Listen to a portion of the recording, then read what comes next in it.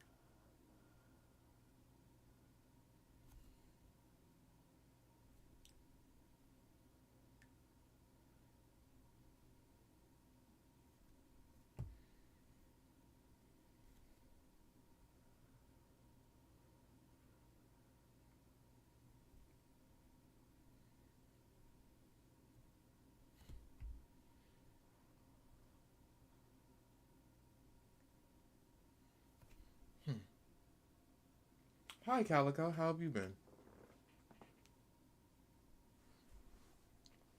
It's been a minute since I streamed. I haven't streamed since last Friday because I've been doing a lot of stuff for a new job.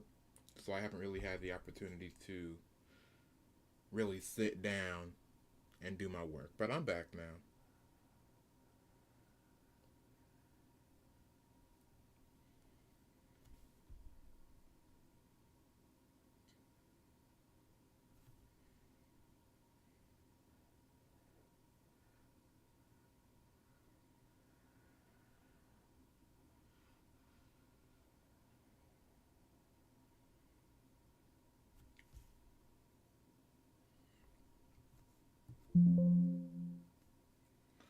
It has been a minute since my last stream. How have you been?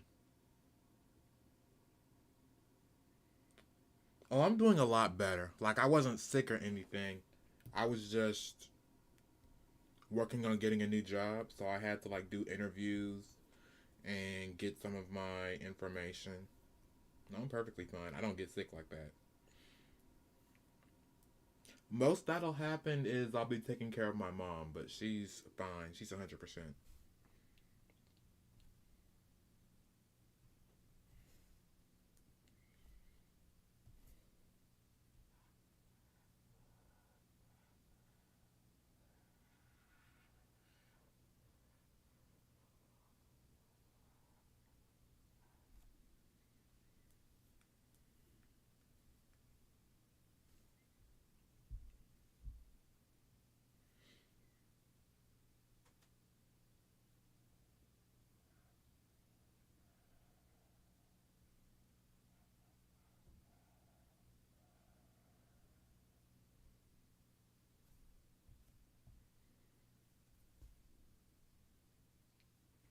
The interview actually went really well.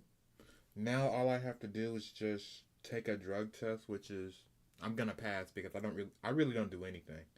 Like I don't do anything, so I already know I'm gonna pass the drug test. And they're also gonna do a background test, and then I'll have a job. And it's working at a theater, so like I'll be running cables and working with microphones, setting up different stages and set pieces and designs. So I'll be good. It's already something I like and enjoy, so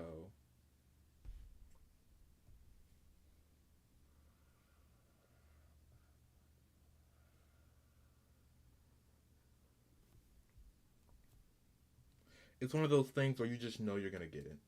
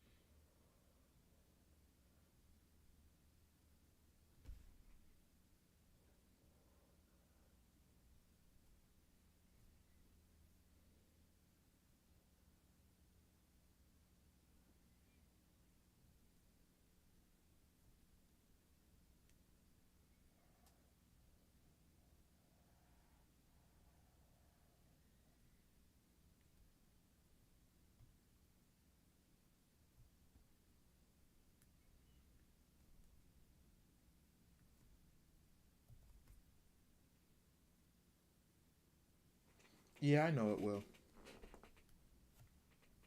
And like I said, I'm very excited.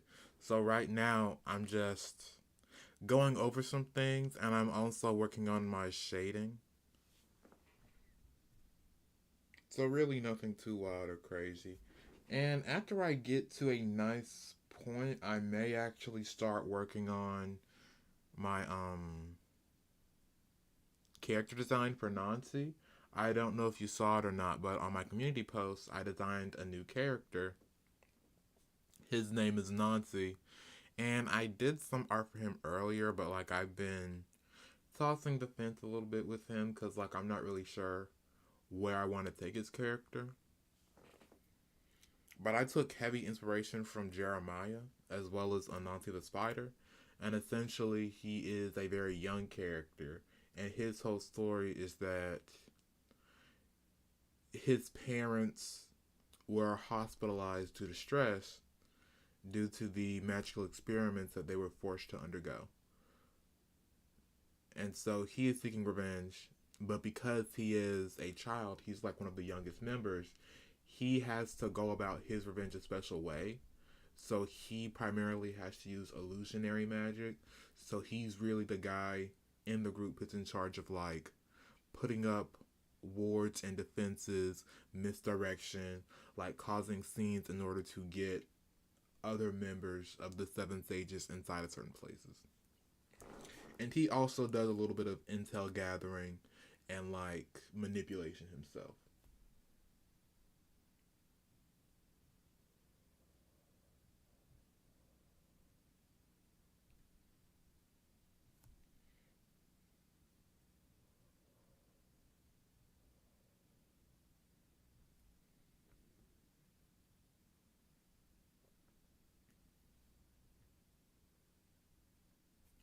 And I do have a special dynamic. And I remember having a special dynamic between Nancy and another character. So basically, Nancy is number five of the Seven Sages. So he does have some seniority between the other two lower ranking members. And so, because of that, because of him having seniority while also being the youngest member, it's sort of this dynamic between him and other members where it's like, hey, you're a kid, you don't really need to be doing all this. But I also want to draw inspiration from the Bible, in which Jeremiah, it is estimated that the prophet Jeremiah, he was like between the ages of 17 and 20 when he was called to prophesy by God. And so his whole story is that no one wanted to believe him.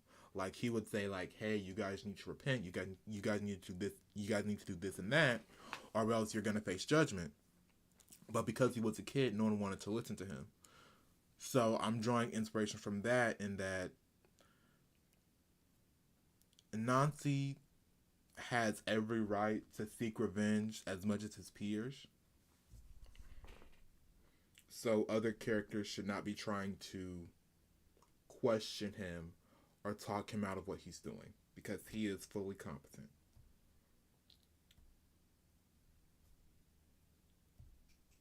I also would like to explore the whole adultification of black youth because Nancy is going to be a a black person. Like he's a young black boy. Through his character, we are going to be exploring the adultification of black youth and how he is sometimes seen as an adult, or rather, because of his trauma and interactions,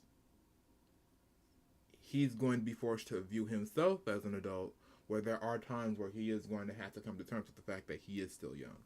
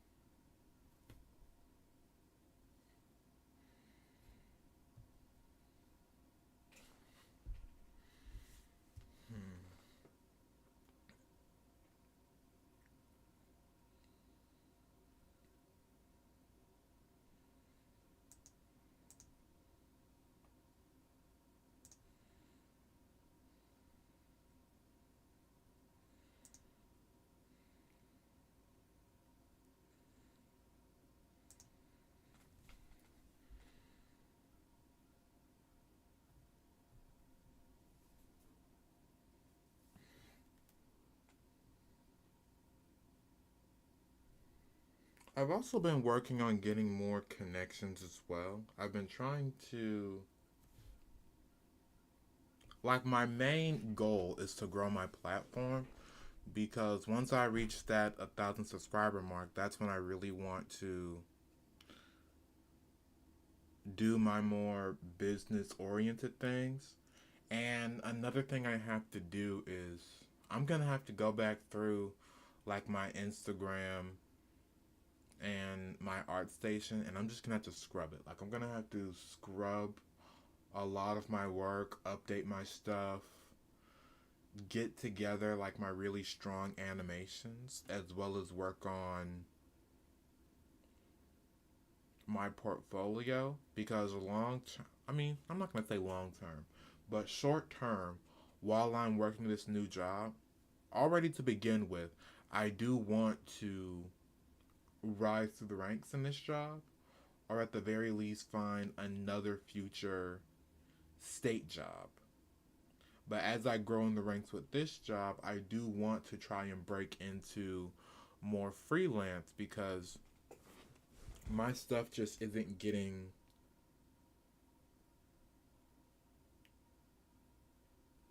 like, I'm just not getting freelance work, even though that's something I really want to do because I do know that doing freelance work is going to help me in that business department.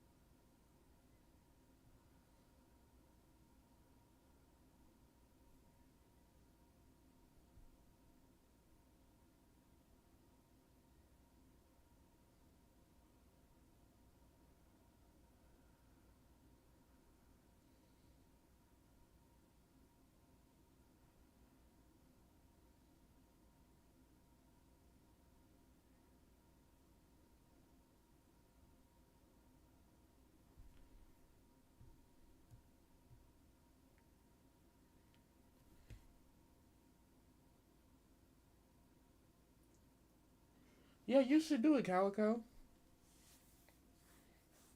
I mean, because really all I do is I just downloaded OBS one day, and then this was even before I had my first real microphone. Like, I just downloaded OBS one day, and then I started. Well, first I made like a few small videos. Like, I would make different tips and trick guides on like how to animate and how to color and how to do XYZ. And then I slowly brought up the courage to finally stream. And excuse me, and I didn't have like a good mic. I didn't have a good drawing tablet. I just drew and talked. And then over time, I got more confident in my work and my stuff. And then that's how I got into streaming.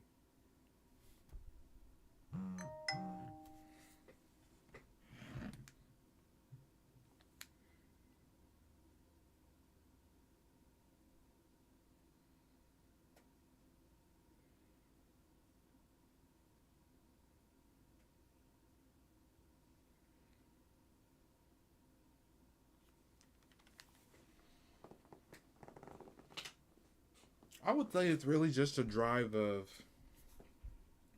motivation and desire because I've been through a lot of downturns. Like, I've been through a lot of just.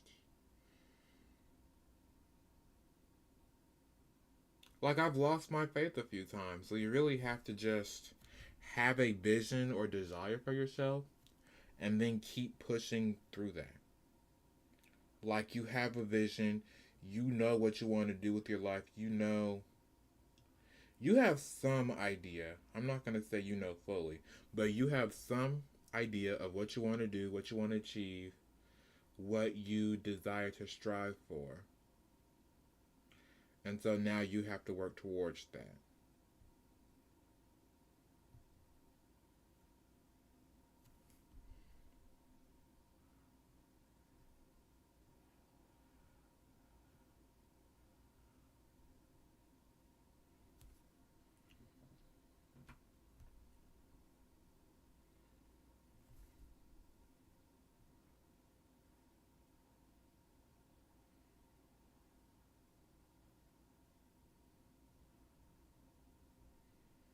And really, like,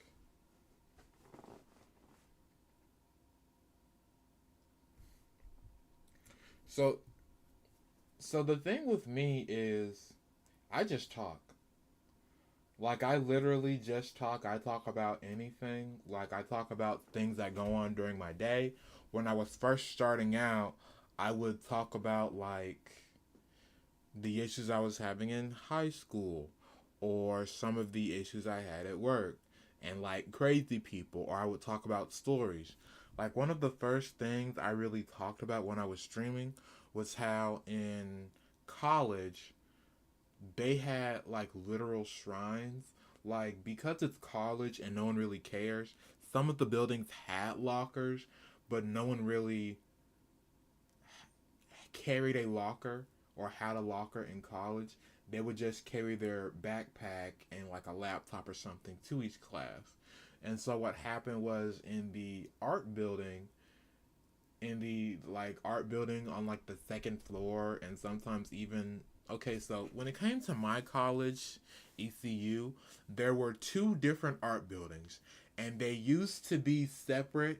It wasn't until like a recent renovation where they somehow managed to join the two. And so like in the first art building, like on the ground level, they had all these different lockers, and then on the other side of the building, on like the third floor where the computer labs were, they had another hallway of lockers.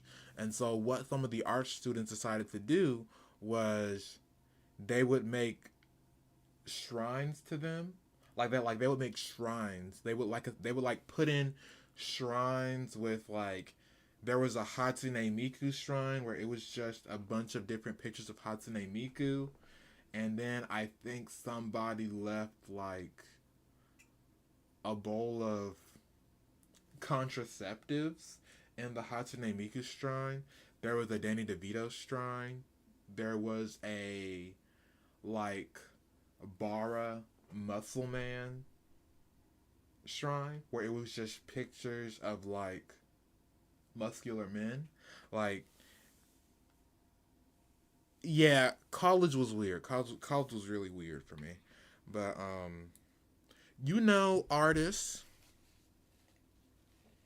you know artists, they can be horny sometimes.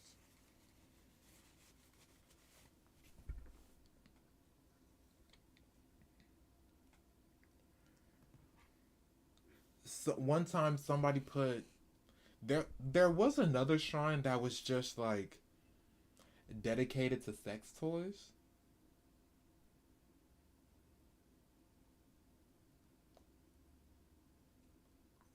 Another thing that happened was, and like I would just go off on different stories.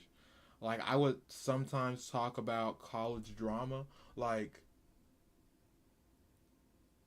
and like here's the funny thing, it's like, and I don't know why reality TV does this, but reality TV tries to play up high school drama about like doing drugs and drinking while underage and like going to parties as a teenager.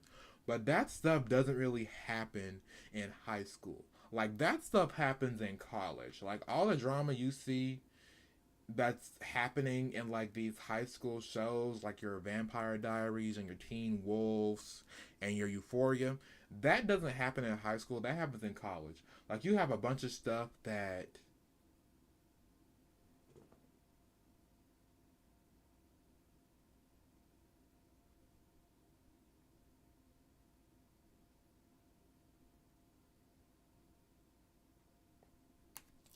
Oh yeah, it's like very weird when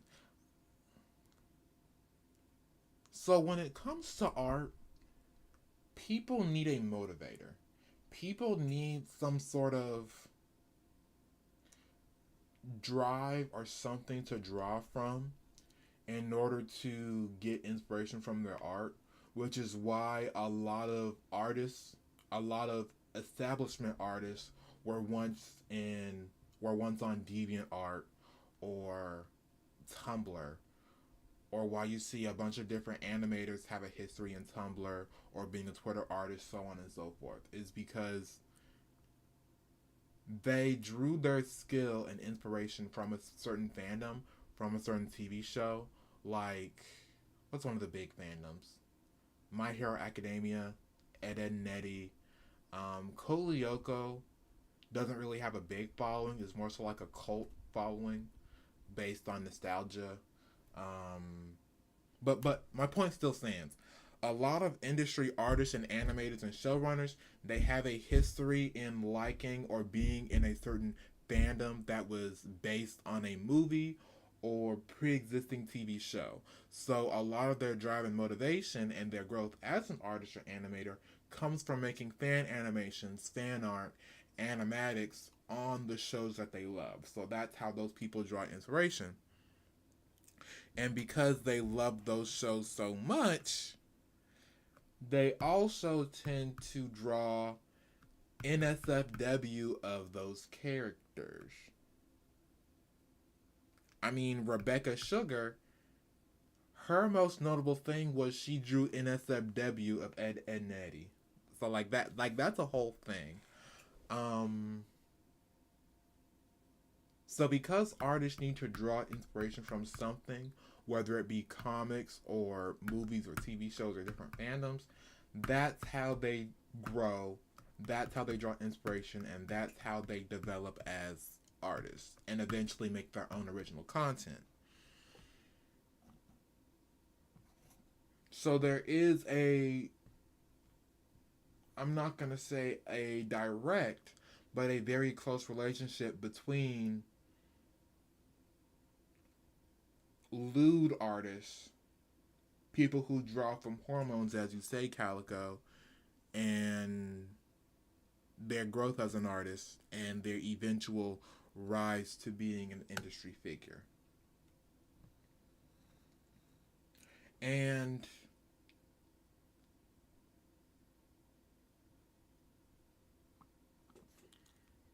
as a person of the faith, I personally try to draw inspiration from my faith and the Bible. So even though I'm not going to say sometimes. Like, I really only have two characters who I can say are. I didn't necessarily draw them from my hormones, but there's a reason why I designed them the way I did. Like, there is Saren, who he is primarily based off of the sin of lust as well as the virtue of love. And his whole character arc and background is that when magic became a thing, he was a member of the military.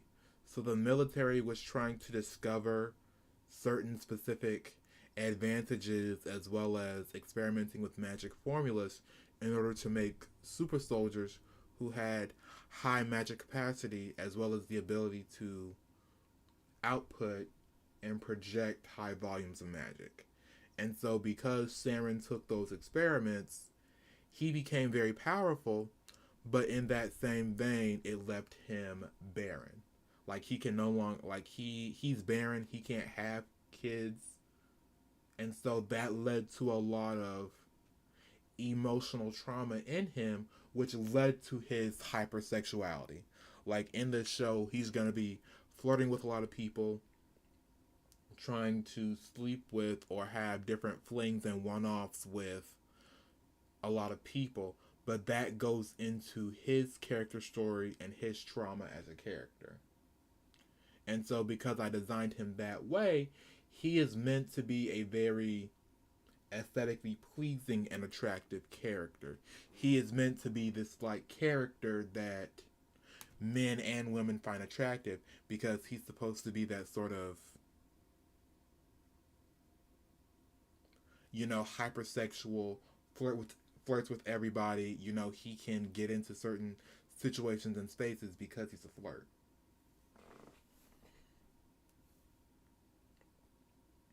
And at no point am I going to try to project or implement his hypersexuality as a good thing, because his hypersexuality comes from not necessarily self hate, but a lack of self love.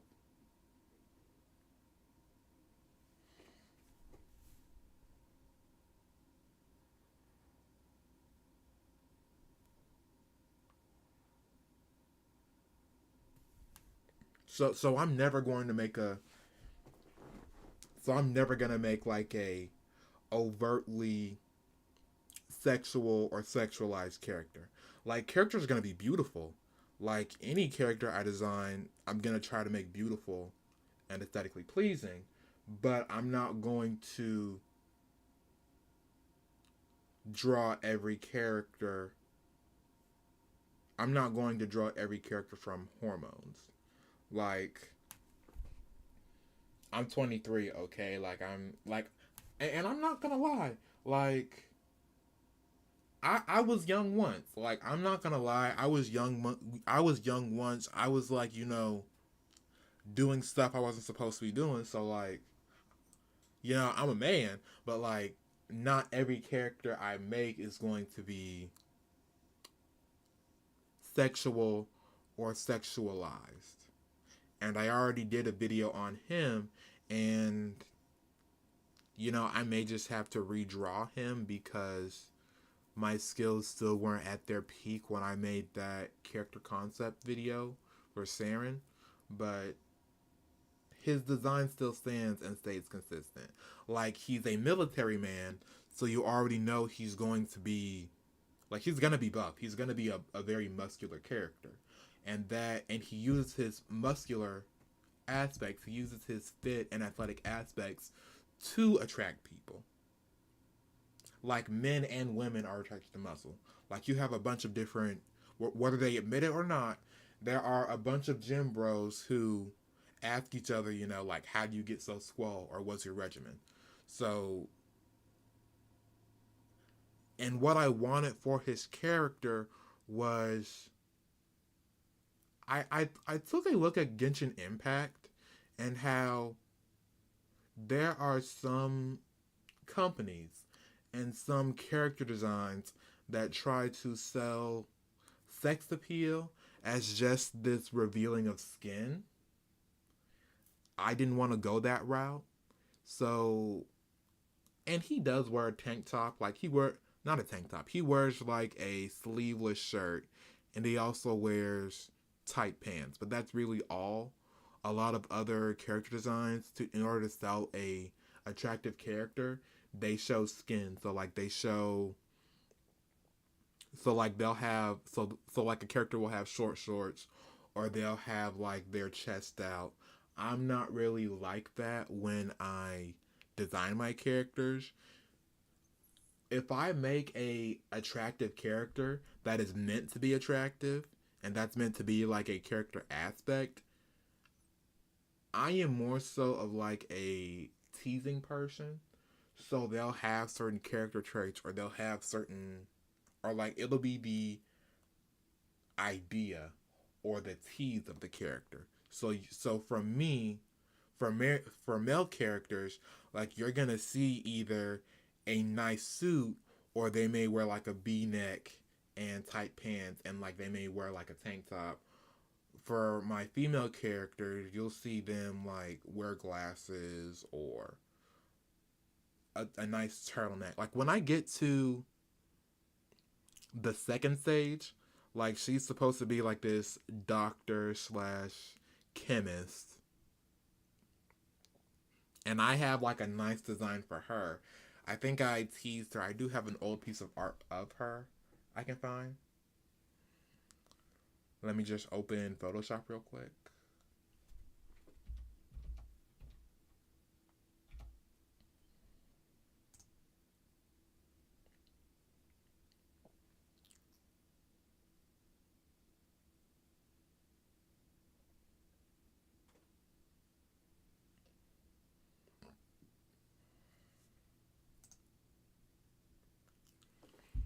Let's see if I can find her.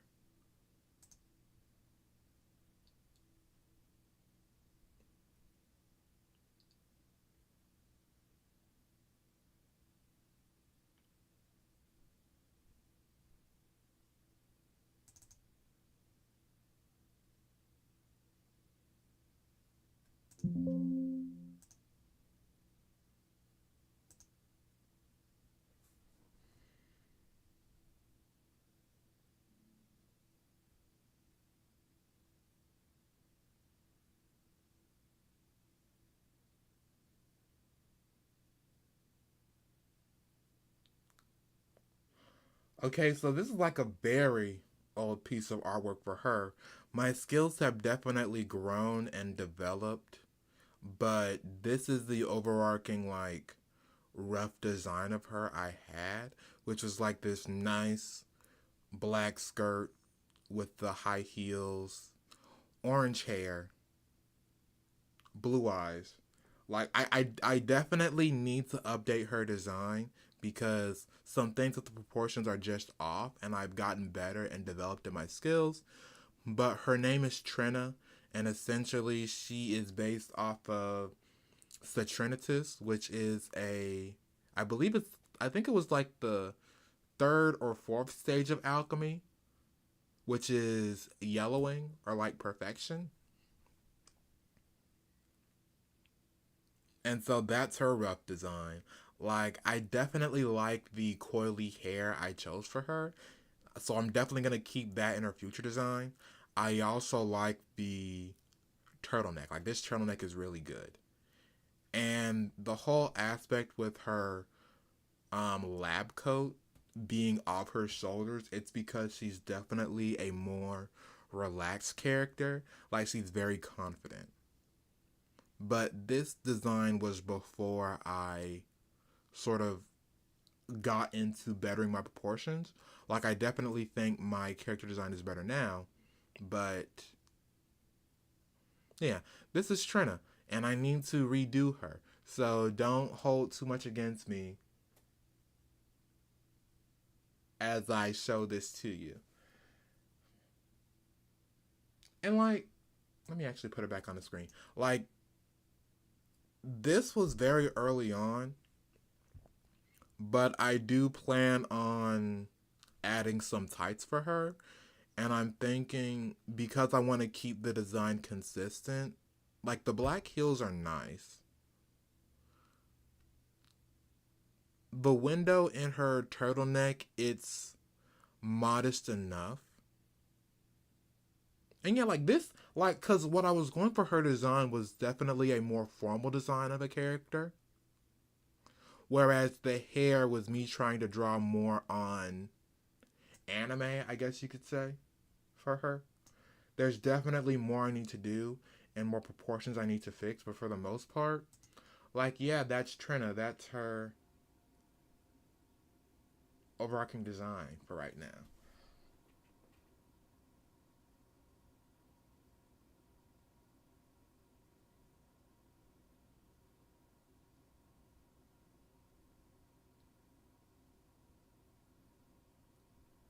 Thank you. When I make a design and when I make different character designs and poses for them, I try to get into the mind of my character and sort of capture their personality. Like, if you look at my previous character designs, you'll see that. Like, this is the current updated Nancy design. Like, for starters, I wanted to give him, like, Jordans just so I could sort of diversify the footwear of the character. And again, Nancy is young. He is a showman. He has braids in his hair. He's going to be a middle tone to dark skinned character. He is going to be of Creole descent. Again, he's one of the he's one of the beastkin races. So he's going to have like this nice multi-toned eye that you see. Like his eyes are going to be like this nice reddish purple color with these two different, not pupils, but like glares in his eyes. He also has fanged teeth and pointed ears. Now, elves are already their own race in this world, but some beasts can, they do have pointed ears. Like it's actually kind of funny because he kind of looks like a predator. Like he looks like a predator who lays in a trap in order to pounce on you later. But like, okay, like look at this design and compare it to Trina's design. Like definitely my skills have grown and my proportions have gotten better. And I definitely like that and I enjoy that. That my skills are getting better as an artist as I go on. And because he's a showman, I wanted to give him this formal attire. So he wears a suit. And the two big colors I'm going to go with for his design is definitely white and lilac because I want to go for this youthful design. Like I want to give him youth in his character. So I'm thinking white suit with a lilac tie. I'm thinking I may make this collar around his vest a lilac color. Now his sort of like vestigial spider leg appendages, those are gonna be like a nice black color. Like I'm just gonna go for a nice, I'll say grayish black. His hair is gonna be black as well, black hair. And I'm thinking of maybe giving a nice design for his shoes. Like I definitely want a color that'll pop, so probably like a, let's do a lilac and purple color. He's also a tea drinker, so that's pretty cool.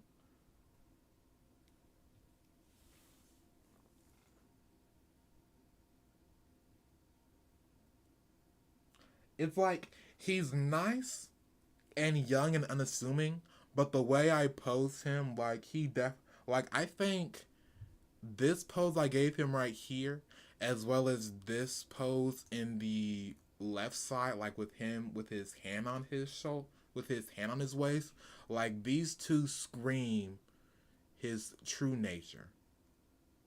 Whereas these two designs right here just give an idea of the sort of show or masquerade he puts on. He also has a cane. So like that was just like a nice cute touch I wanted to give him. Like he's a kid with a cane. Like he's going full showman. Okay, he is going full showman with this and I'm loving it. I'm loving this design and I can't wait to color him.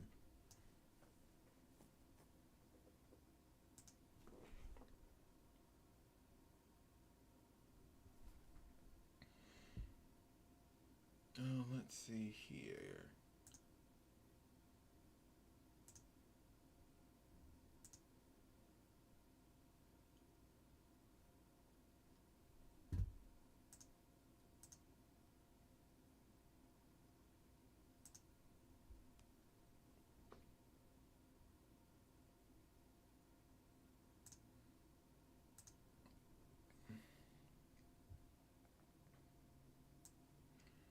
Like this right here is Miria's design. I love the gold. I love the gold accessories. Like the gold accessories, like the fact that she only has two bracelets on one hand, and then she has these earrings and this nice hat. Like I really like that. And I may actually go back and sort of redo the dark blue I used, because the one thing I wanted for her was I actually wanted to use like a light sky blue, but then because of her white and pink, I didn't want to accidentally incorporate the trans flag in her design. So I may have to go like the split complementary route for her. Because when I did do her, um, dang, it was like pink, and then she has white, which was a good color. So I guess like the opposite of this sort of like pink is green over here. So I mean like the yellow, the gold was already a good choice because it's split complementary. But I guess I probably could have put gold in here. Like probably like a gold fabric for like the insides of her little cape slash flyer thing on her back.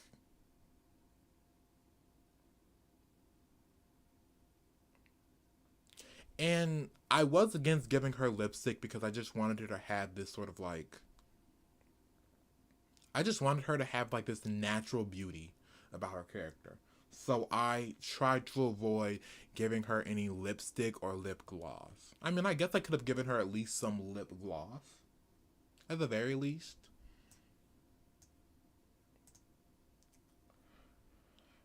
Let's see here.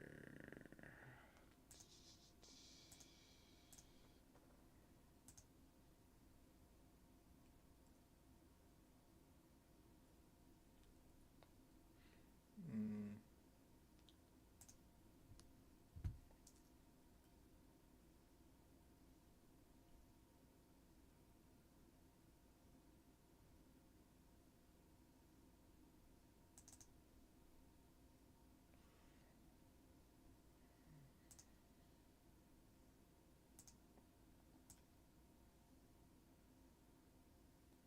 yeah, I'll definitely like later on. I'll redo the blue to a gold. Yeah, the gold fabric would definitely be nicer. But like you see what I'm trying to go for my characters, right? And it's really hard. I mean, I'm not going to say it's really hard, but the simple fact that I'm trying to go for like a I'm trying to go for a science fantasy theme and vibe for these characters. So it's really just a combination of me playing with flowing fabrics and tight fabrics. Because cyberpunk is actually very I would say that cyberpunk clothing is very baggy on its own, and then when it comes to high fantasy clothing, that's very flowing fabrics as well. So I can probably try to combine the geometricness of cyberpunk with the flowing fabrics of high fantasy. But because this is a Y2K era, or just coming out of Y2K, which has that sort of revealing clothing aspect, or at the very least, that sort of combination of revealing and comfort wear. I'm definitely trying to go for that vibe with these characters, which is why you have Nancy with his sort of like formal shorts as well as having high socks. And you have Trina with her skirt with her lab coat that's around her shoulders. And you have Miria with her short shorts, but then she has like these bell bottoms around her ankles and this crop top, which is very much indicative of the Y2K singer era.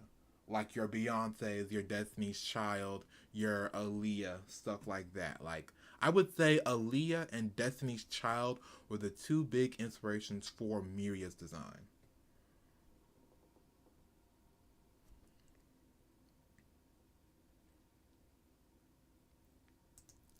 Now, I like Trina's colors. I like the orange for her hair and the blue for her eyes. I just need to redo this because I just need to redo her entirely.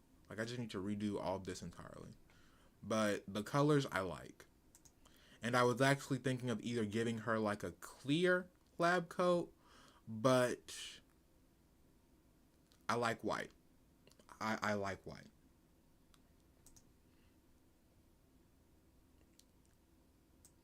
But the next character design I go with, which is gonna be, I need to finish Nancy. Nancy's number 5. I'm gonna work on number 4 and 3, and so for their characters, I do want to give them baggy clothes. One of them is gonna have overalls. Number 3 is gonna have overalls. Number 4, she's just gonna have baggy pants because there was this other character I have that I implemented into the show. Um, Let me see if I can find her. Her name is Prism. Prism is a cop. Let me actually find her real quick so I can show her design. Um, oh,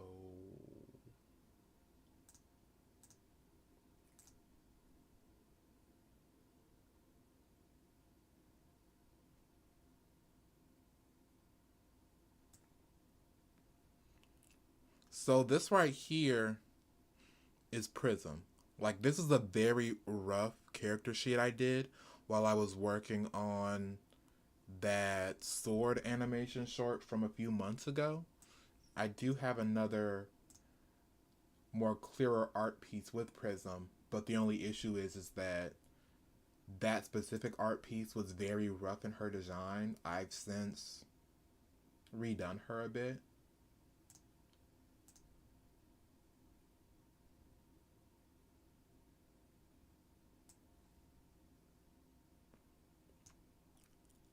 So like this is like early Prism, like very early Prism. Like I gave her the crop jacket, the short gloves, short shorts. She then has this like these boots on and these knee pads. And she's the same. She's just supposed to be like this dragon waifu, freaking samurai sword wielding super cop. Okay, like her whole power set is that, and I actually took inspiration from. I'm not gonna lie. Like I got inspiration from a bit of Honkai Impact as well as some of what's that anime with like the gems that not Steven Universe. Not Steven Universe, but that anime with the gems. Let me figure it. Let me type it up.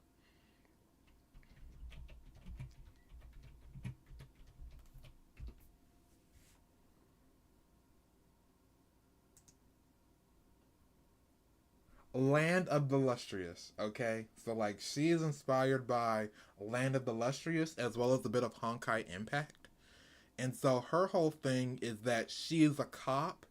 She is a dragon beastkin, so you actually see that she has these horns on her head. And when I redo her design, I plan on adding certain scales around her body. I'm not really going to give her a dragon tail, that would be a bit too much.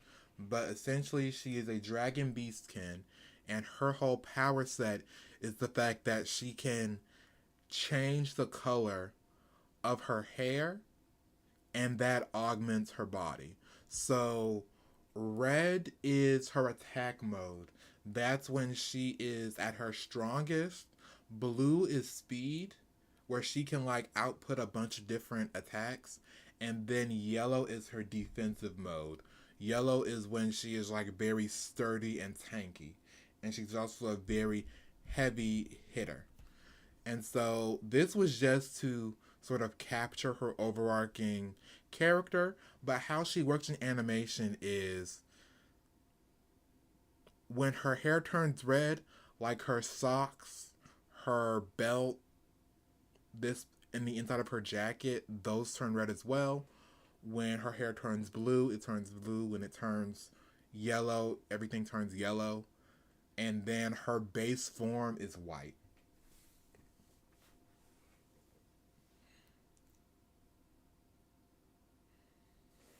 But that's sort of what I went for with her character. And so I was actually trying to go for a more Western, not Western, Far Eastern dragon design. Because if you see in characters like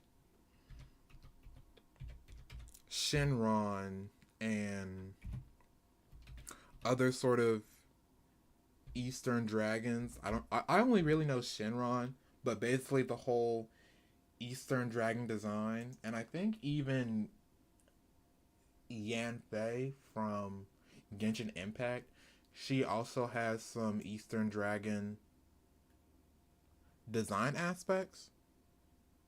But if you take a look, like you see how Eastern dragons, they have this sort of almost deer-like antler.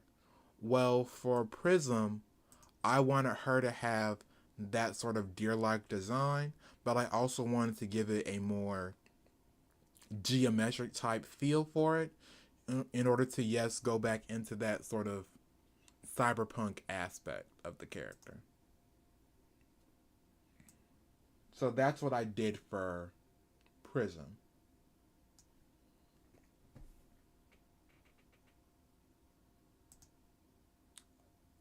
But yeah, these are my character designs, and this is what I've been doing. This is what I've been trying to do, and just push these character for push these characters forward.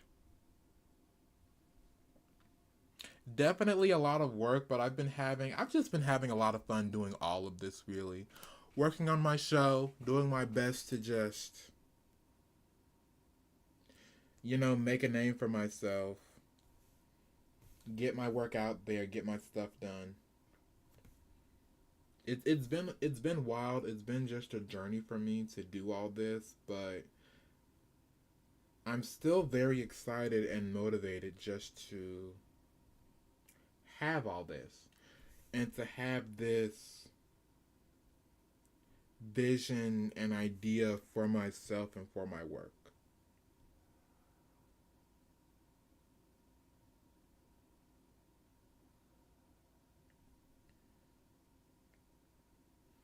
And really, just the one thing that has kept me sane and kept me going is my faith. Like my faith has kept me going. Reading my Bible, getting into the Word, like doing everything I've been doing, has kept me sane. And so, like, why not? Like, why not draw inspiration from the Bible? Why not use my faith to tell different stories? Why not use my faith to push my narrative? Push the narrative of this story. And so Saren, she is not alone. She actually has three other co-workers that she works with. And so they're actually based off of the four cardinal directions of Eastern mythology. Like you have the Vermilion Bird, you have the it was like the Vermilion Bird, the tortoise, the lion, the dragon. I think it was, yeah, yeah. Like the Vermilion Bird, the dragon, the tortoise, and then the tiger.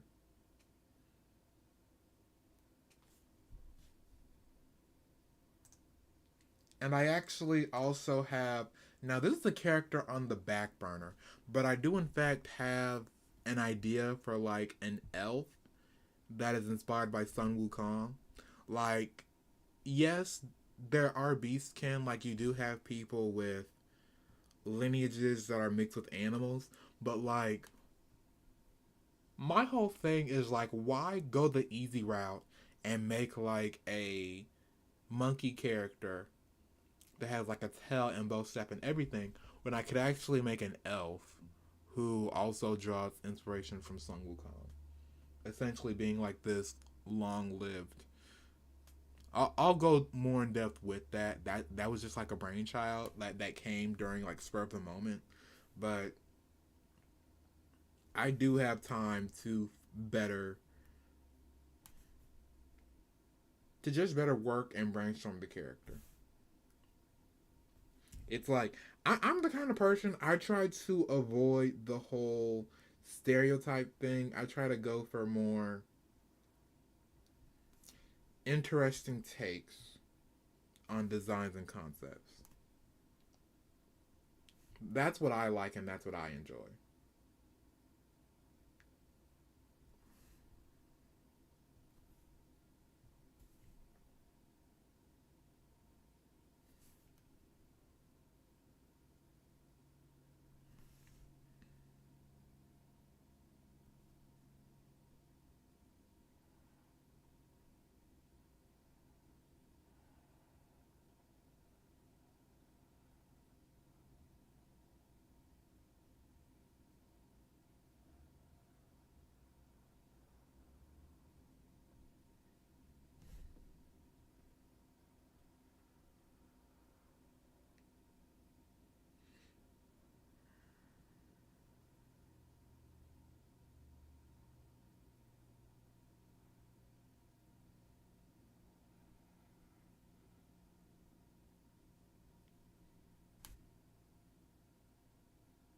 Oh yeah, that's right. The hands are on a different layer. I forgot. It's all good. I'll just come back to it and shade them accordingly.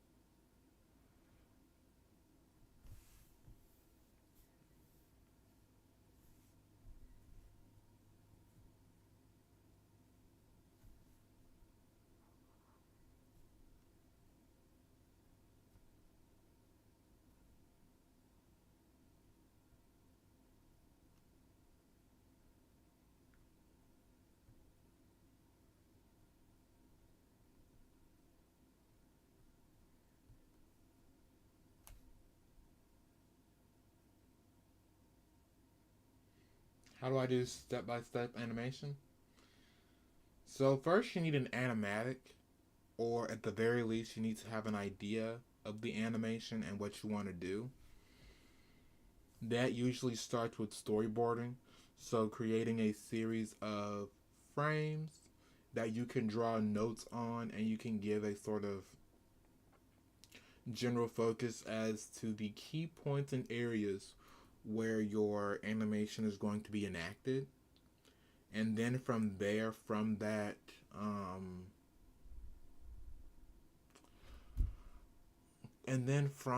stage, you're gonna go into your program, or you can do an even deeper sort of animatic on paper and sort of draw other more keyframes in between those already drawn out frames you did on your animatic. Then from your program, you have to in between it. So that's when timing charts go in, and you have to sort of see how you want to scale and time match from motion to motion for you to animate in between. And that's what happens when you play with your frames per second. You play with your ones, twos, threes, so on and so forth.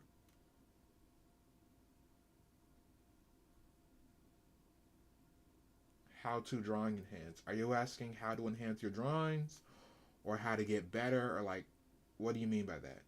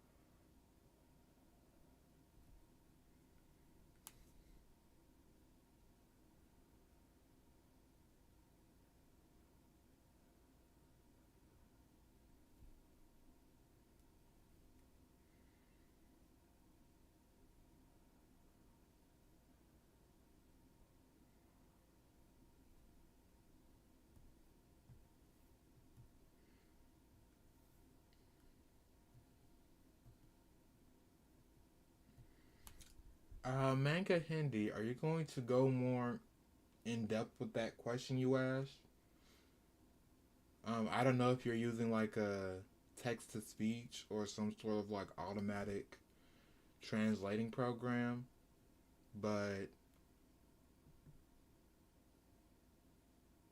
I mean, I don't really know in what vein you're asking that question. I mean, if you're talking about like enhance your drawings, all it really takes is, and I know people hate this answer because I was a beginning artist once, but all it really takes is to just do different studies and practice. I'm not gonna be as gauche as to say practice makes perfect, but I will say that targeted practice definitely increases your skills. Like choosing what you practice, choosing what aspects that you say, hey, I don't like this part of my animation, or I don't like how I drew this. And so you take the time and you take the time out your day to draw specifically that. Like for a while I didn't like my eyes, so like for 2 or 3 pages in my sketchbook I drew nothing but eyes. I did studies on how animes drew their eyes. I tried drawing some myself. I tried seeing how I could make drawing eyes my own, and that's how I came up with this more geometric take on eyes right here.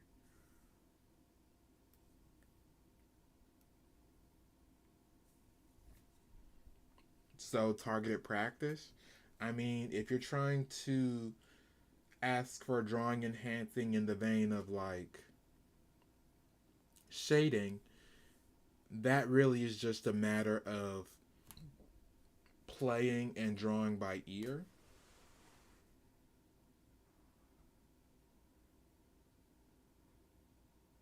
And what I mean by that is you have to sort of figure out where the light is coming from in your piece.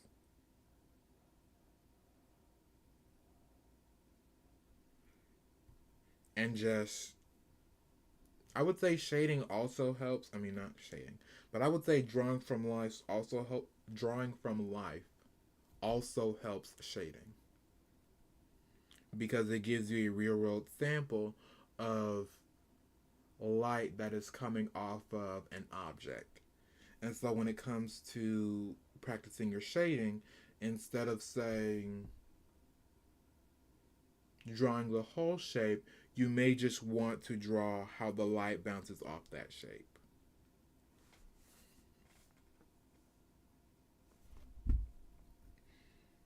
But then there's this whole thing of enhancing a drawing through compositing, and that's its own sort of can of worms that even I'm not that skilled in order to give advice on. Because what I do is there's actually this really good YouTube video about compositing by this guy. Let me see if I can pull it up real quick.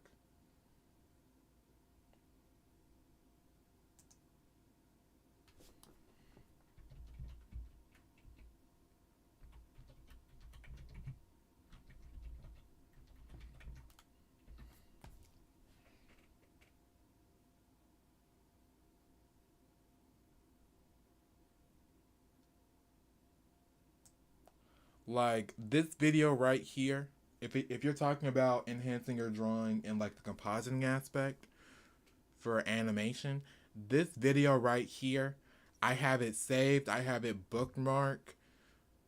Until I master After Effects myself, I will actually go back through to his video and follow his step by step guide. Like, I swear by this video. Because there was this other creator, like Taniko Pantoya, he made his own. He made his own cleaning up your art slash compositing video for animation, but he was just really fast in his, and it wasn't very effective. But this guy Manu, Manu Mercurial, his video is really good. Like, I swear by this video. I watch it very often. It's a very good guide on compositing animation and enhancing your art or drawing.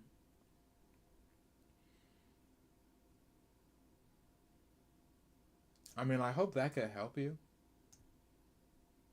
I hope that helped with your question that you had asked me.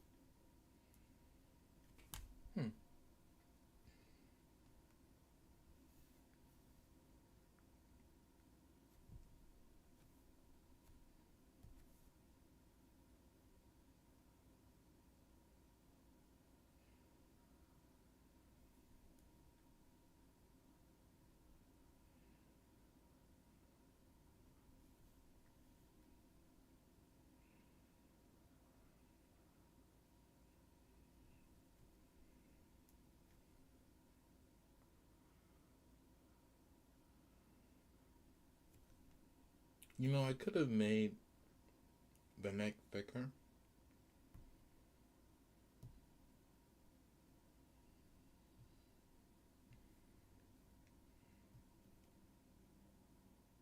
Yeah, I could have made the neck thicker.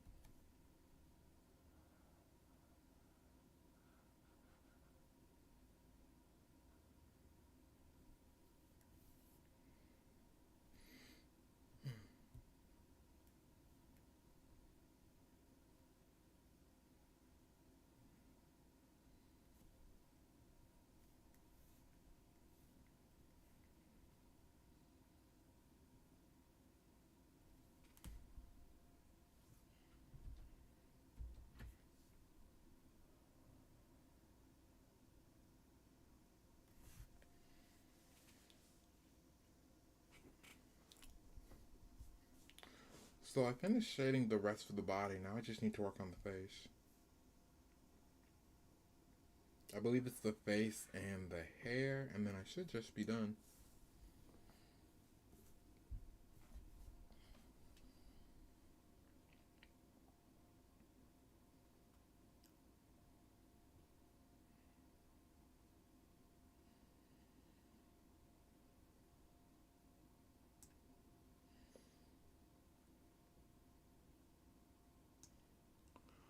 Unless I'm gonna need like a separate shading layer for the hair. Actually, yeah, that's what I'm gonna do. I'll just have like a separate shade for the hair.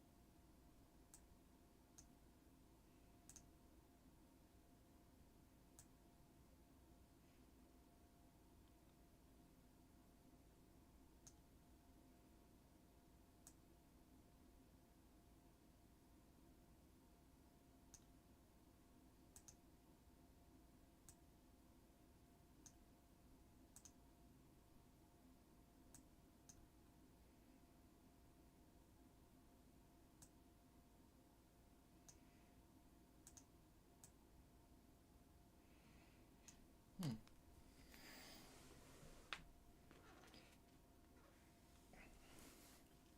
I am making some pretty good progress, and it's only 11:34.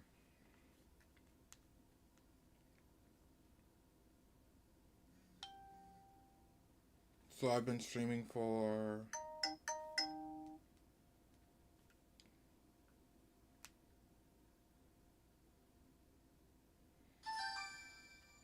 Let me turn on Do Not Disturb mode. So I've been streaming for about an hour and a half. That's actually pretty good.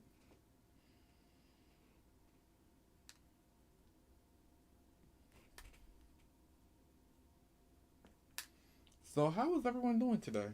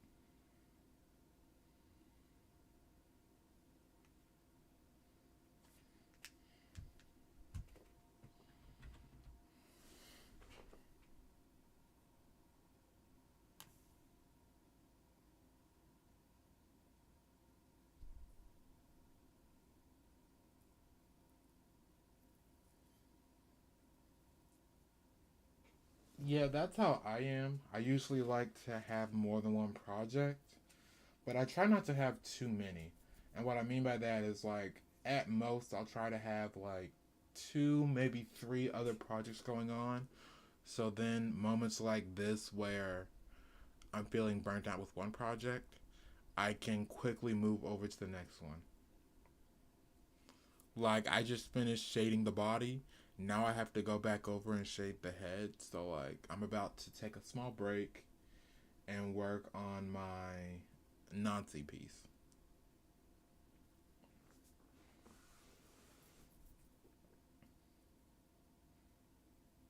But yeah, it's good to have like two, maybe even three other projects going on at the moment.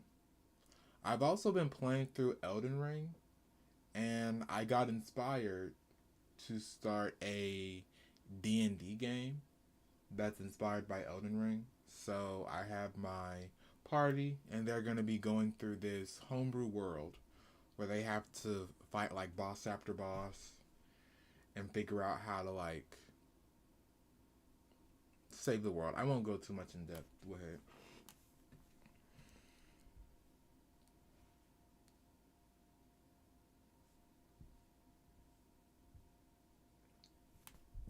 And that's why I think artists try to stay busy.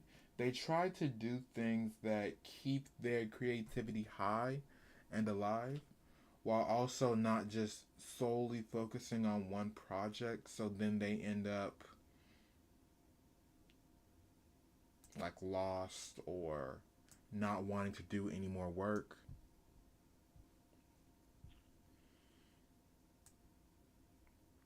Like I'm about to work on this right now because I'm just feeling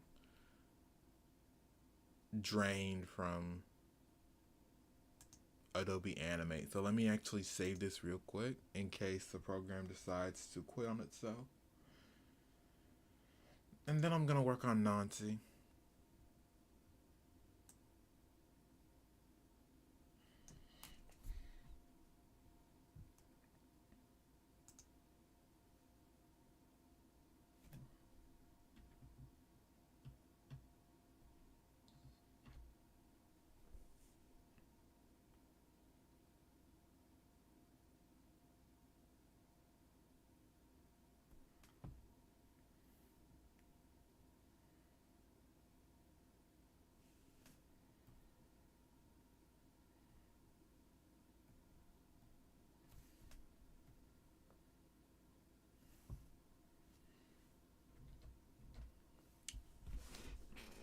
Like before I do the line art on him, I'm gonna say like right here, his head looks a bit weird, so I just want to add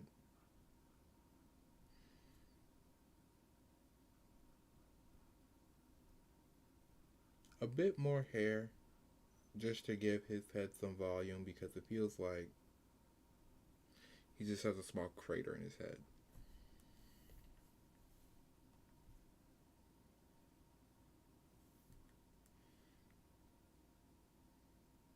And then when it comes to this frame right here, I was trying to go for like a sort of angled look.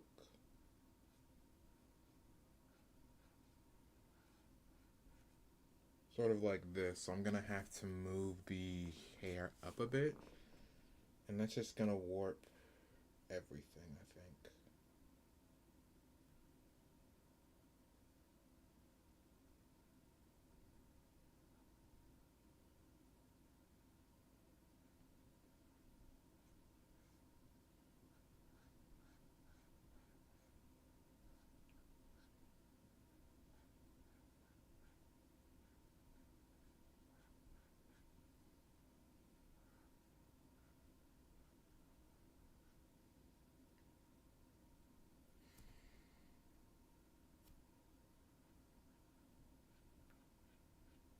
Like this is the background that you don't really see from me. It's like there will be like I will leave a project, come back, and it's like, this looks weird, or this looks strange.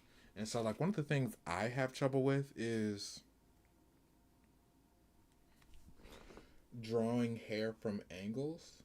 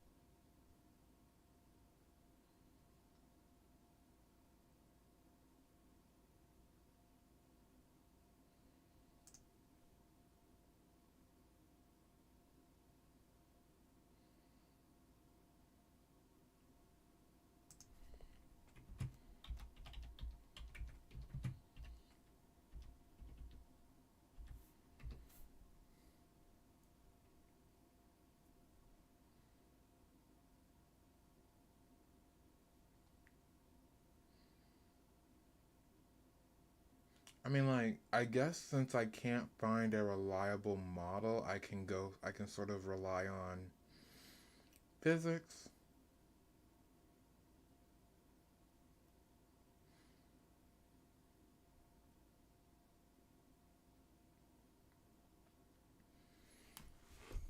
So Nancy is rocking a close braid that sort of obscures,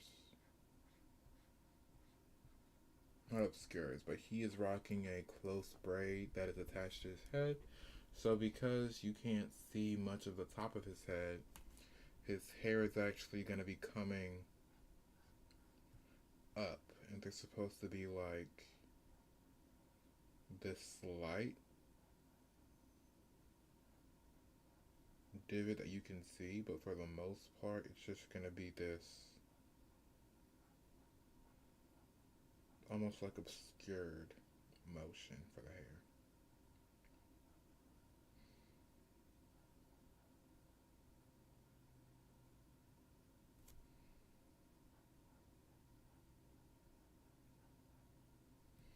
So for right now, I think it would be safe for me to just use this almost diamond-like shape.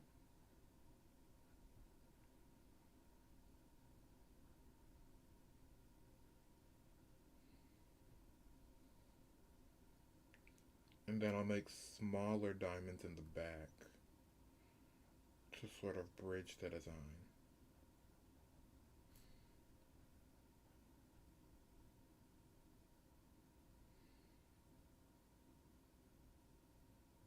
And I can do like this closer diamond in the back right here. I think I fixed it. Yeah. Yeah, I think that's definitely better than what I was trying to work with earlier.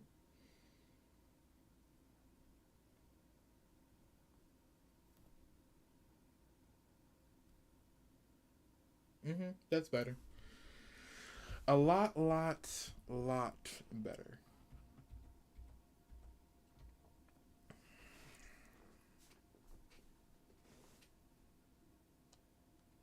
Youngest design, but also one of my most favorite. Like I really tried to add magic to him, if that makes sense.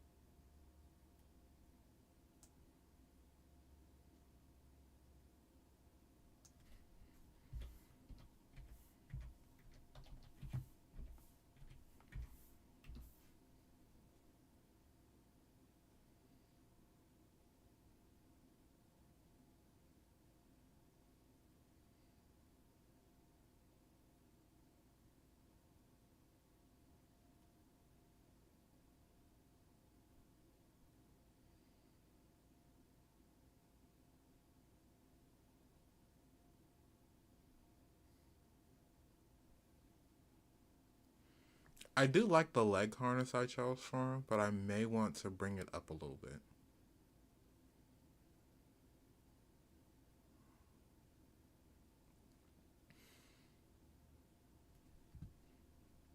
So for now, what I'm gonna do is I'm gonna close this. That's a nice 10 opacity. I'm gonna set this one to maybe, let's do a nice 30 opacity.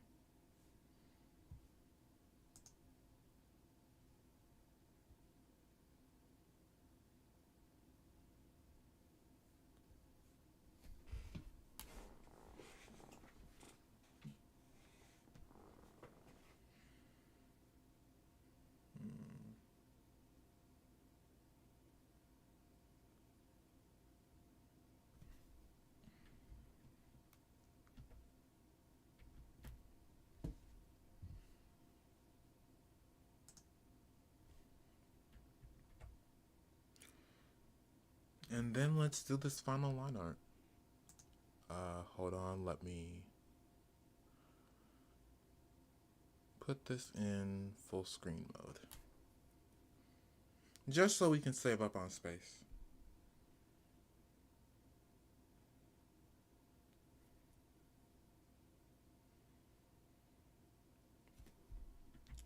Now I do want to do these small details real quick.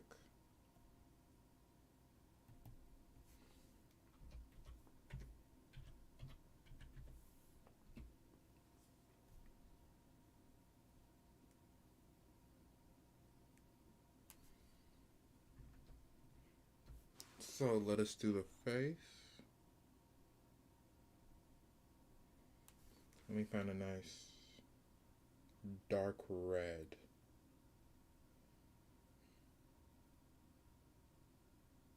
I think this brown would actually be pretty good.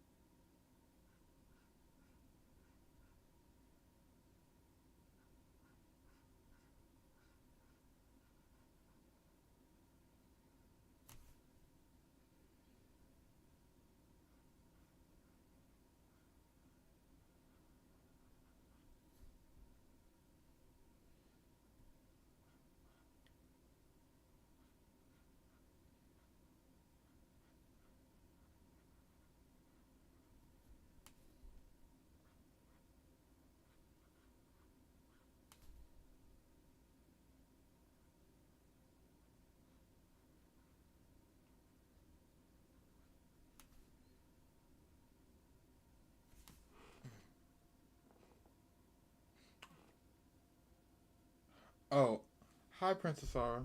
I'm not muted. I'm just not talking. I'm like super focused. Sometimes I do this thing where I get super focused in my art and I just don't talk. But no, I'm not muted.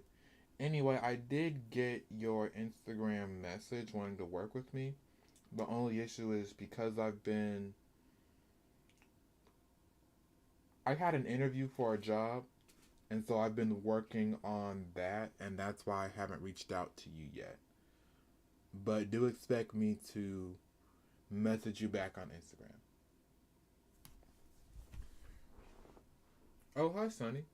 I am working on a character sheet.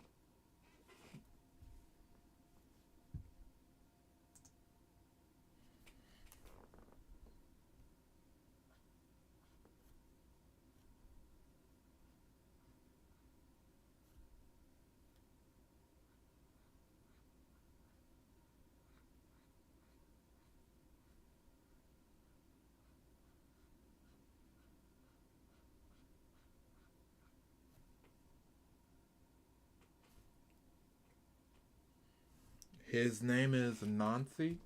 He is a beastkin. He's one of the seven sages for my show.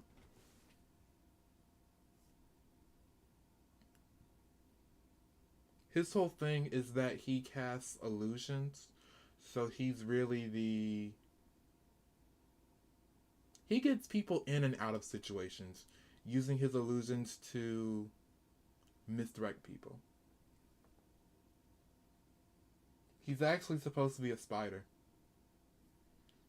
And he's also one of the youngest members. He is 12 years old. I do plan on aging him up later, but for now, at the start of the show, he's 12, so.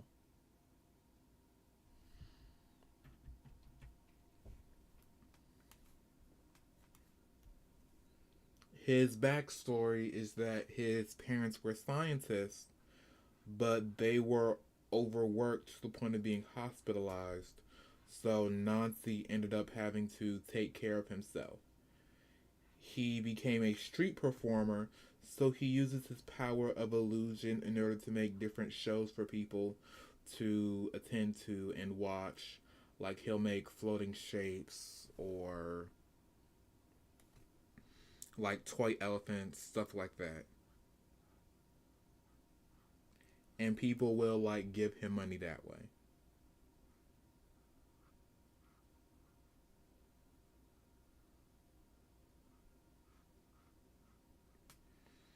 He's also inspired a bit by the character of Jeremiah from the Bible.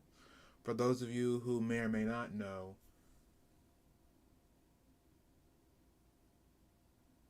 yeah, he's a bit of a trickster. So, like I was saying, he's also has some inspirations from Anansi the Spider, which is a very big Creole and African figure of mythology, and he's also inspired by Jeremiah from the Bible. Jeremiah is the youngest prophet. It's estimated that he was about 17 to 20 years old when God called him to prophesy in ministry. So he was tasked with warning the Israelites of the upcoming judgment, but they didn't heed his warnings to the point where God himself said, "Hey, don't waste your prayers on these people." So that is a big theme with Nancy's character is this idea that despite being the youngest member of the seven sages, he's actually ranked number 5, so he does have two people below him in rank. And on top of that, he has just as much reason to seek revenge as his peers.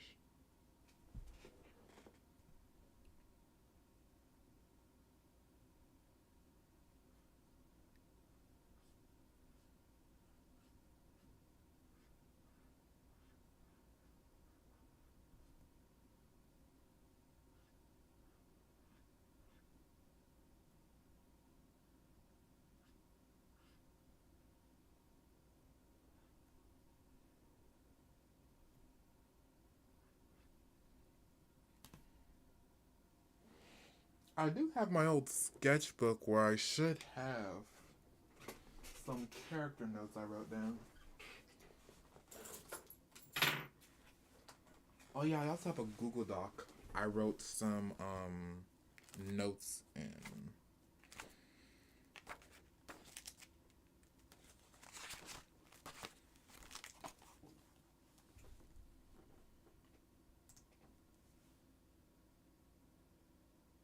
Thank you. Earlier in this stream, I was talking about some other characters and character designs I have. Let me see if I can find it real quick.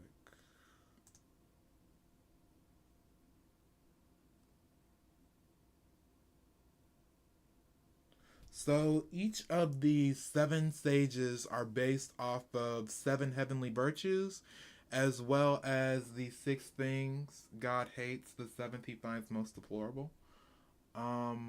Nancy is number five. So a false witness that. Wait a second. No, feet that be swift in running to mischief. And his whole thing is that because his parents were scientists and they were overworked, leading to an accident, they ended up being hospitalized, and the mental toll that it took on them led to Nancy essentially having to take on that adult role early on.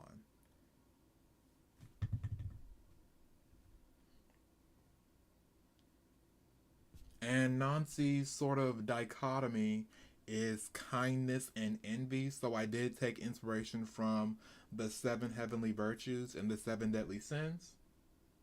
So Nancy, he despises the current state that his parents are in, and he is envious of other kids and other people who were able to grow up normally. At one point, he was very kind and very thankful for his situation, but since being wronged, he is now just very angry and envious of others.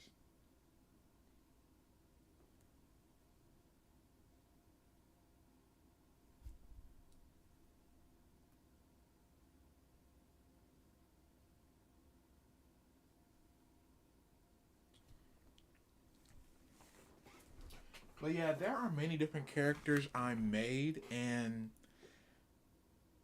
let me just finish this face real quick, and then we can go back over some of the character designs I did. Or actually, no, if you go like about an hour back, I actually do go over some of my character designs. One of my other watchers, Calico, they asked a few questions about my characters as well, and I did a whole like mini diatribe on the story, on the sort of design choices I chose. Because Nancy is this combination of Creole and Y2K, and you're actually going to see this with all the characters, but because Nancy is this combination of Creole slash African inspiration, I really wanted to give him this formal design. Like, despite becoming a street kid, he still carries himself rather well. Like, he wears this nice tuxedo. In order to play into his youth, I gave him actually these formal shorts instead of giving him like long pants. Because I want to go more into that Y2K aesthetic of, having fun clothing. And that's an aesthetic you're going to see in the entire show, where because it's science fantasy, it's taking inspiration from cyberpunk as well as high fantasy. So both cyberpunk and high fantasy have like these big, bulky, flowing fabrics, whereas cyberpunk is more modular. And then because of the time frame, essentially in the 2000s, there was this event known as the Cascade, where that was the sort of focal point where magic returned to the world, leading to, because it's now the Y2K movement of like this revealing clothing, it now has like everyone has access to magic. Everyone is a mage. Everyone can shoot fireballs or float things with their minds. So it's coming off of that sort of design style and design choice.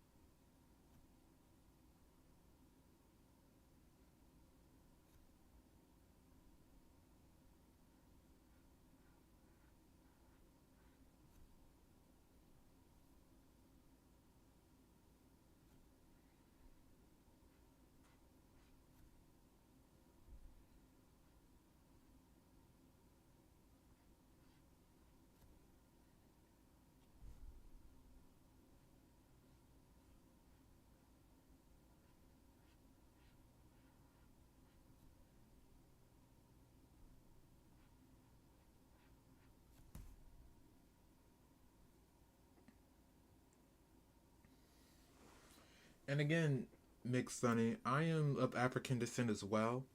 My father, he's from Nigeria, but my mother, she is an African American. And so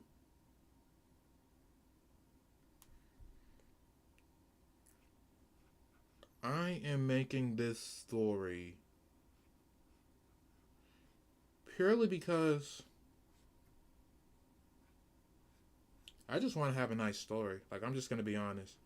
Sometimes there is no big reason. Like, I just want to make a nice, good story that people can like and enjoy. And I'm going to be honest, like, I've had.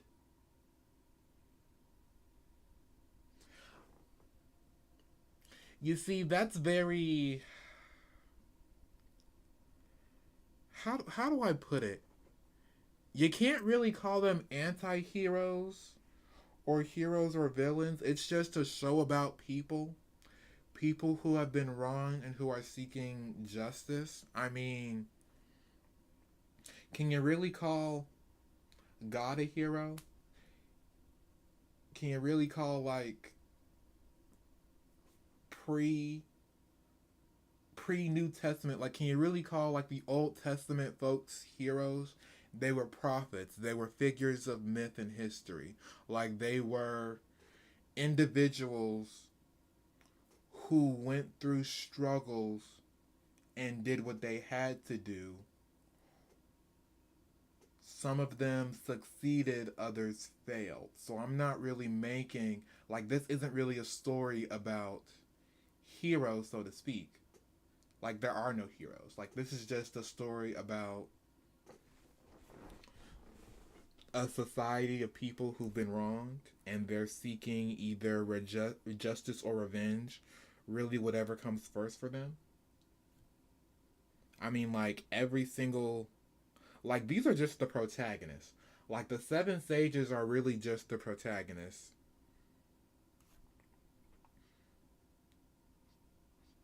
There are cop characters who try to track them down and see why they're doing what they're doing. There are corporations and big figures who are the antagonists, who are the ones who wronged them, hurt, and harmed them. Um, there are side characters as well. Like there's this priest, and there will be moments in the story where certain characters, the protagonist and antagonist, they will have sort of like this confession where they go before this priest and they give this priest sort of like the rundown of like, oh, XYZ happened to me and I'm struggling with my rage and this, that, and the third.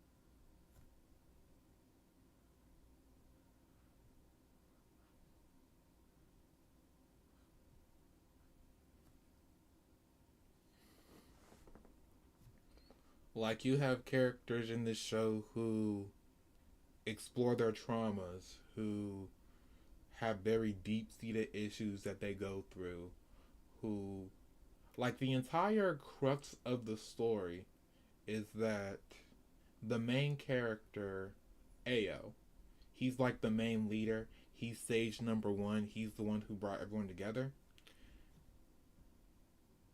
The one reason why he brought everyone together was because he cannot enact his revenge on his own. Because of his backstory, Ao was the one who discovered magic. He was the one who figured out that post Cascade, there was this new element in the air, and it allowed people to use magic, cast fireballs, like reshape the world to their liking if they really truly wanted to. And despite Ao being the founder of magic and being one of, if not the strongest magic users in this world, because of the trauma he has suffered, once he gets within a certain range of his trigger, his magic grows unstable. And so he found people who have been wronged like him, who have been hurt like him, who have issues with the same people, or who have issues with like business contacts and deal holders of the people who wronged him. And so they are making a concerted and organized effort to tear down the corrupt system that they're in. One of the, well, I'm not going to say one, but two of the big inspirations for this show is actually the Book of Enoch as well as the Book of Revelations, where it goes over like end times and the struggle of people. Really, like the thing with Hero Killer Stain is his whole thing is that there are no righteous heroes anymore. So he's sort of like weeding out the corrupt and bad heroes.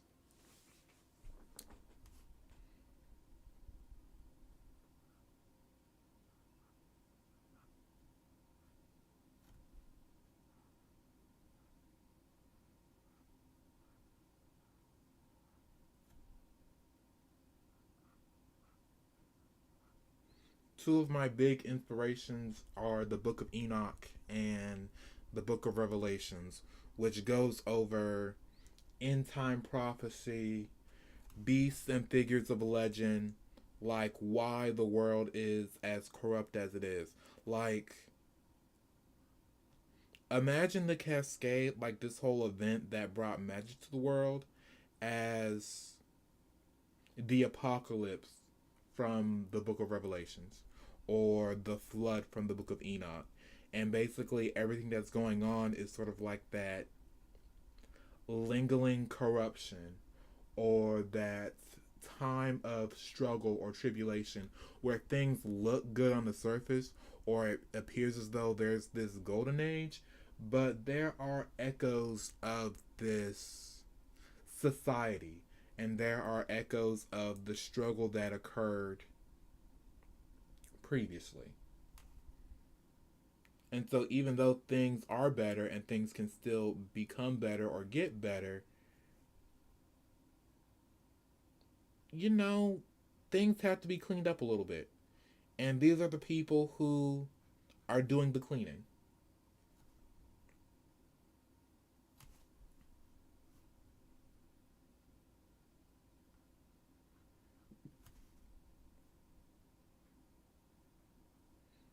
So, I mean, my personal thing is it's hard to make just flat comparisons because, I mean, I'm gonna just be honest, like, you don't really get many shows nowadays that have the Bible as inspiration. At least it doesn't heavily draw on aspects, lessons, and concepts from the Bible.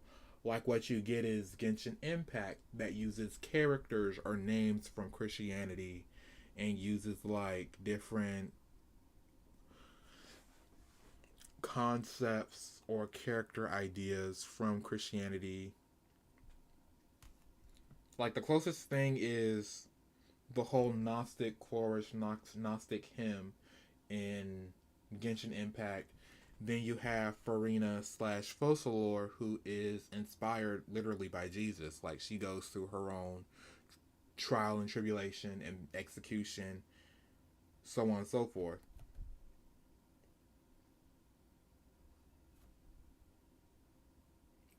Whereas I would say my show and my idea for my show has my faith at its core, and then a lot of the other aspects, or more so character designs, is drawing from that Book of Enoch and other like lesser known, I want to say, folk tale and myth.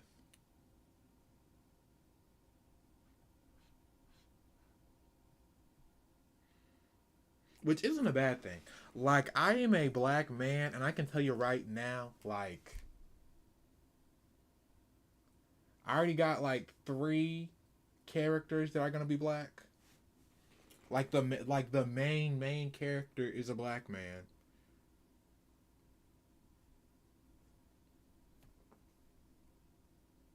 Because it was just something I wanted to do. It was something I wanted to push forward. And there are going to be like other groups of people. Like, I'm not, it's not just going to be about black people. Like, no, I'm not like that. But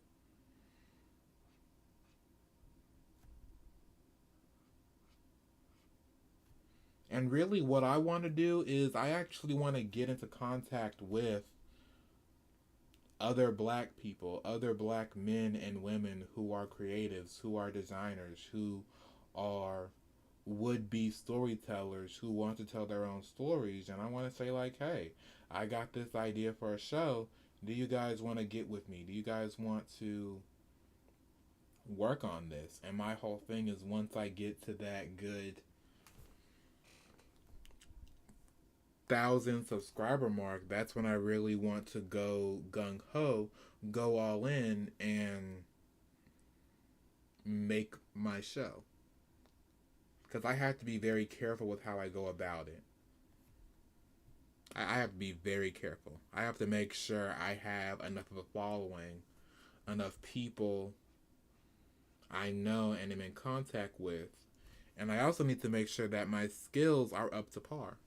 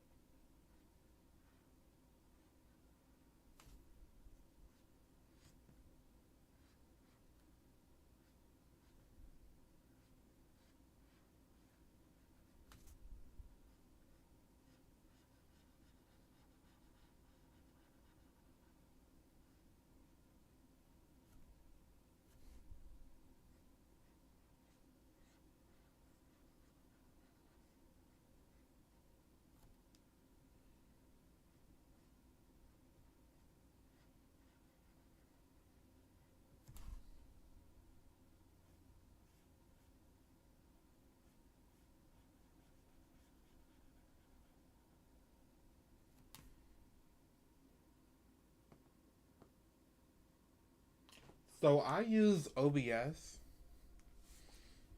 I actually have other screens that I've been working on. So this is OBS. This is Art 2. I'm working on a new streaming PNG, but essentially I have my display capture that is this screen that I'm drawing on right here, as you can see. I then have color source. This is actually the little outline I did for this like blue border.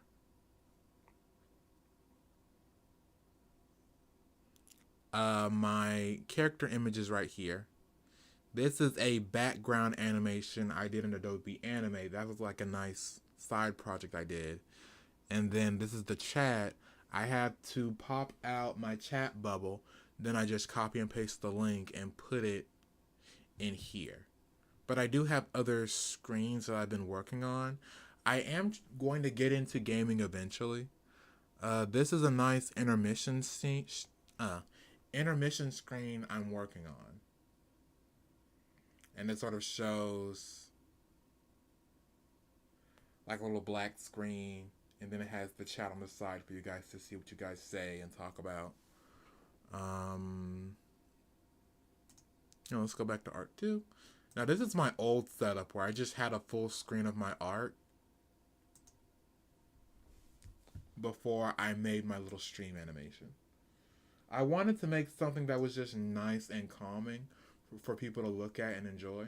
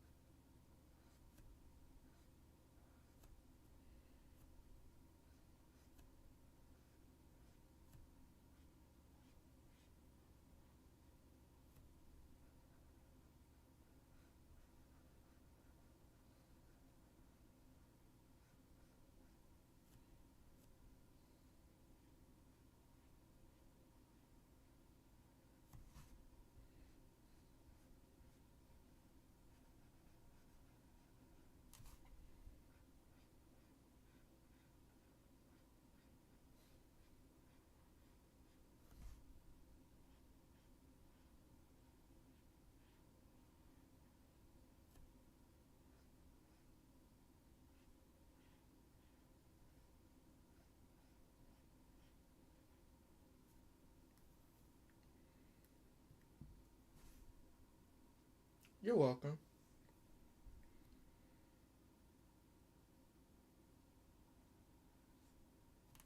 I'm always here to help other animators or streamers who were trying to get in because it can be hard. Like, I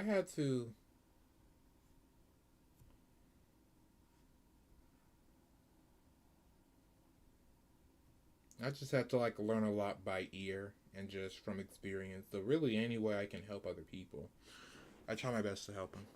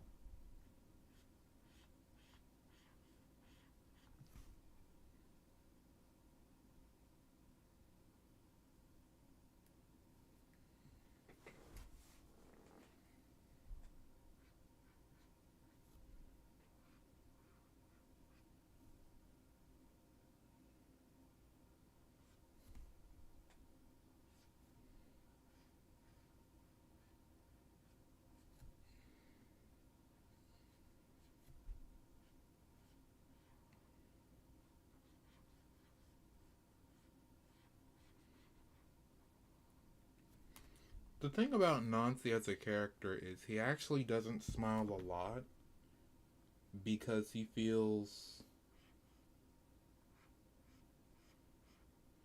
internally pressured to keep and maintain appearances. So usually you'll only see his smile when he is performing a trick or when he's doing his task or duty.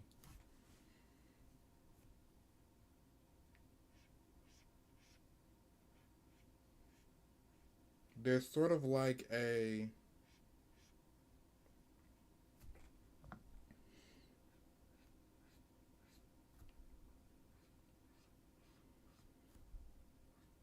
almost like a happiness he gets from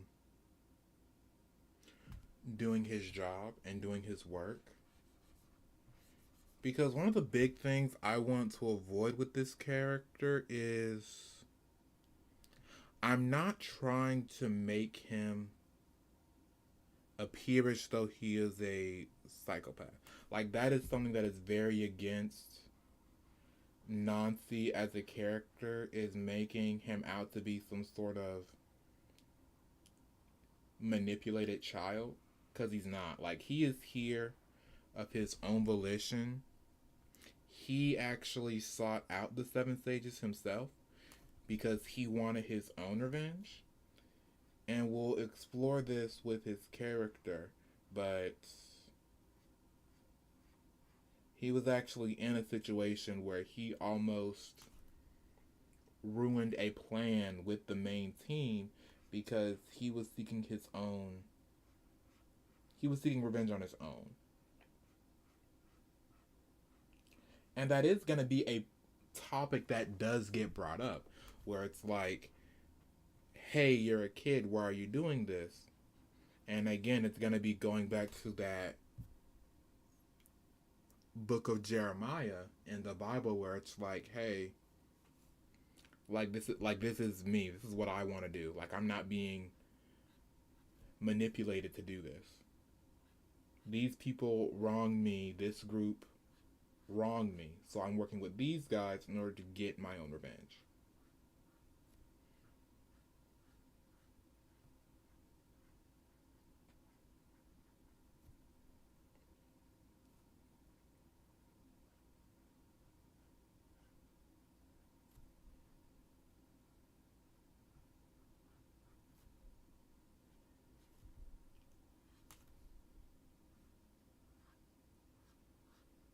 And with this character, I would in fact like to explore the topic of adultification of black youth and sort of explore that idea with him, where people will see him as a child, but in the same vein, like, people won't really care,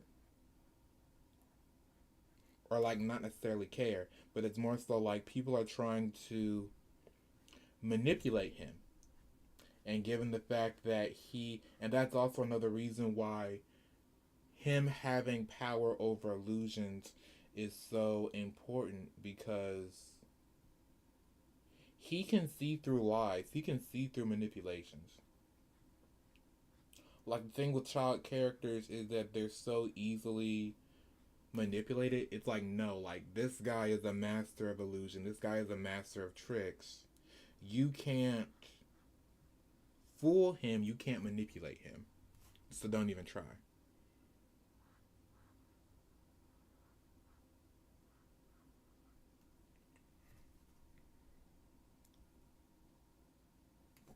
Which is also why him being a spider is even more important. Which is why, like, he look like, on the surface he looks cute, but once you actually look at him, like, you look at his fangs, you look at his pointed ears, you look at his eyes, you look at his teeth, even his attire and the way he dressed, all of it is calculated to show that he is, like, this guy is a threat. Like, this guy is very powerful. Nancy is very powerful, and he is a threat. And the simple matter alone that his choice and style of dress is very formal is to show that everything in his design is intentional to show that he is more put together than he appears, that he was called on for a reason, that he is seeking his revenge for a reason.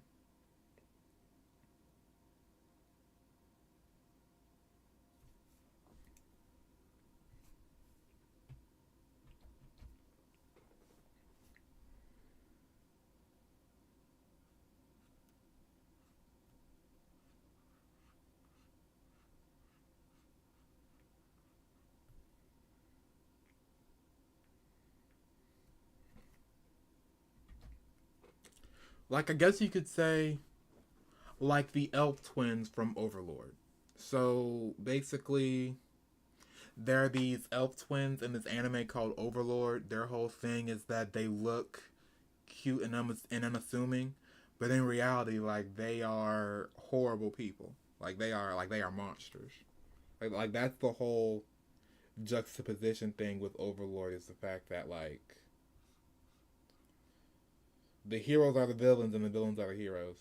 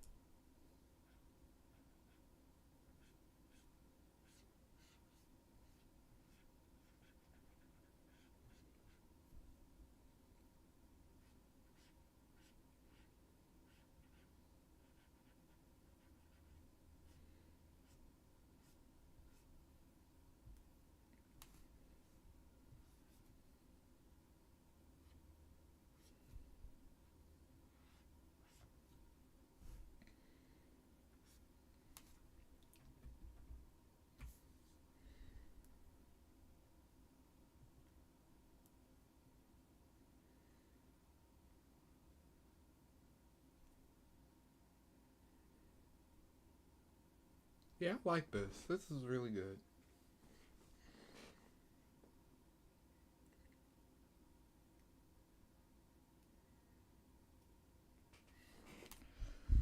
But it is the 2 hour and 30 minute mark. I've been streaming for a while.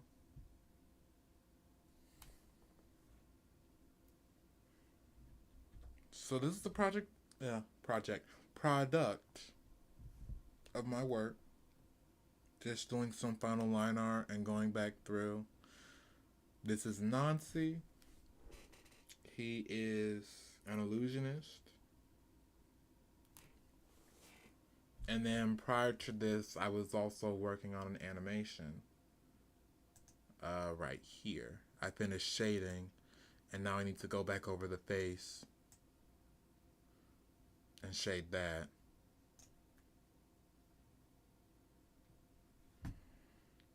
But things are going pretty good. I can't really complain too much.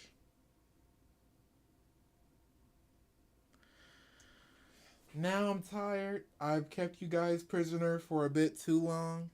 Real quick before I go, road to 500. Once I reach 500 subscribers, I do plan on hosting a special, like, extra long live stream. Probably two, I mean, not two, probably like 5 hours long, 4.5, 5 hours long. And I'll be redrawing one of my first original characters. Then once I reach 1,000 subscribers, I also plan on hosting a special Q&A live stream. So you guys can leave your comments once I reach like the 800 or 900 mark. Any questions you have for me, and I will answer them during my 1,000 subscriber special. But those are like my two big plans. Long term, I do still plan on opening my own animation studio. And just until I reach that, I'm just going to be animating, working on different projects, stuff like that.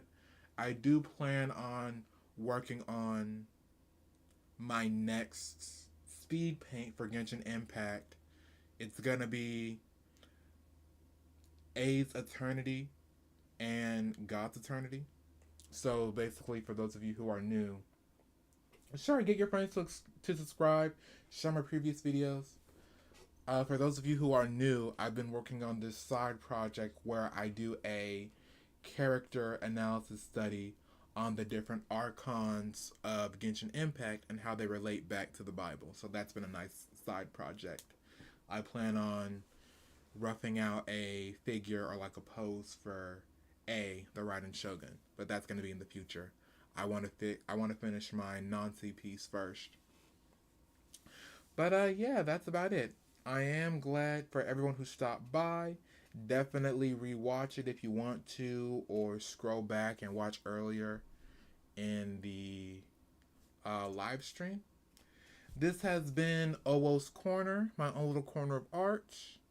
Please be sure to like, comment, subscribe, share even. I'll see you guys in my next video or live stream.